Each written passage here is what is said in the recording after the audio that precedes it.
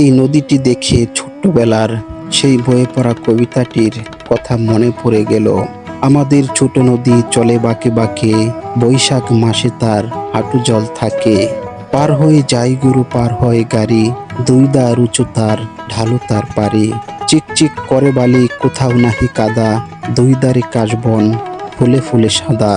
নদীর দুই দারের কোথাও কাশবন না থাকলেও কবিতাটির সঙ্গে অনেকাংশে মিল রয়েছে এই নদীটির।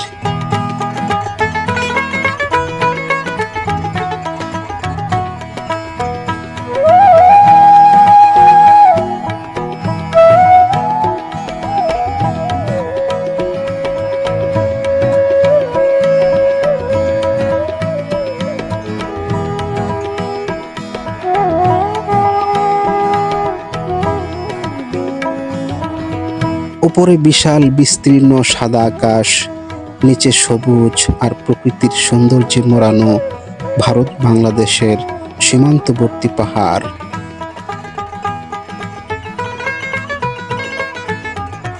ওই যে দেখেন মহাদেব, এটি হচ্ছে মহাদেব নদী। আর এই নদীর পানিগুলো কিন্তু খুবই ঠান্ডা শীতল। তো ভাই আসলে এত সুন্দর এবং ঠান্ডা পানি দেখে গোসল করতে ইচ্ছে করছে, কিন্তু আসলে কাপড় চোপড় সাথে না থাকায়, এক্সট্রা কাপড় চোপড় সাথে না থাকায় বন্ধুরা গোসল করতে পারছি না। তো এটা আসলে খুবই দুঃখজনক বিষয় এবং খুবই কষ্ট হচ্ছে। আর এই প্রচণ্ড রোদের মধ্যে আসলে এই ঠান্ডা পানির মধ্যে, এই সুন্দর স্বচ্ছ পানির মধ্যে গোসল করতে পারলে অনেক ভালো লাগতো বন্ধুরা, এবং শরীরটা ঠান্ডা হয়ে যেত।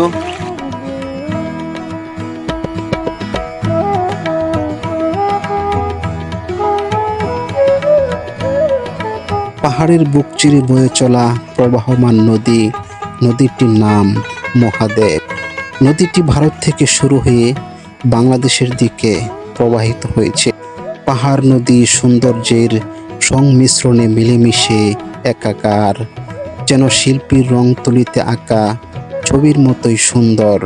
এই স্থানটির নাম পাতলা বন।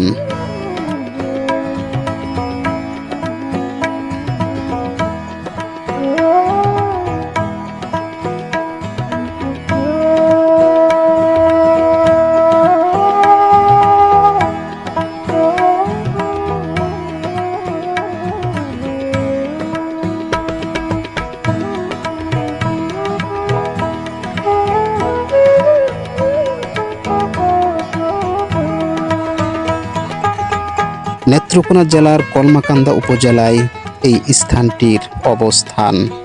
বড়ুয়াকুনা বাজার থেকে 1 কিলোমিটার পূর্ব দিকে এবং চন্দ্রডিঙ্গা পাহাড় থেকে 1.5 কিলোমিটার পশ্চিমে পাহাড়ি সীমান্ত ঘেঁষা একটি স্থান। এই স্থানটি নামি দামি ভ্রমণের কোনো স্থান না হলেও সৌন্দর্যের দিক থেকে কোনো অংশে কম নয়। এই স্থানে যে একবার এসেছে সে স্থানের প্রেমে পড়বেই পড়বে। ছোট্ট একটি ক্যামেরা দিয়ে ভিডিও ধারণ করে এখানকার সৌন্দর্য বোঝানো সম্ভব না। এখানে এসে নিজ চোখে দেখলেই এখানকার সৌন্দর্য ও গুরুত্ব বোঝা সম্ভব।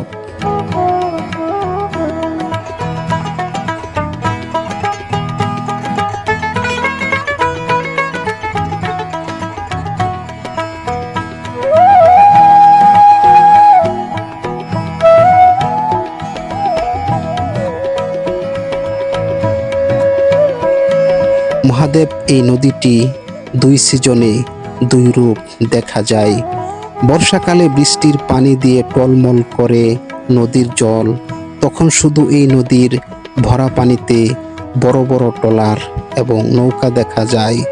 এই ট্রলারগুলো দিয়ে বালু এবং পাথর তোলার কাজে ব্যবহৃত হয়, এবং কিছু কিছু মানুষ নদীর ভরা পানিতে পাহাড় থেকে ভেসে আসা গাছ এবং খড়ি ধরার কাজে ব্যস্ত থাকে। শুকনো মৌসুমে এই নদীতে পানি খুবই কম থাকে, তখন শুধু এই নদীতে কয়লা এবং বালু তোলা, ছোট মাছ ধরা, গোসল করা সহ আশেপাশে থাকা মানুষদের ছোটখাটো চাহিদাগুলো মেটানো সম্ভব।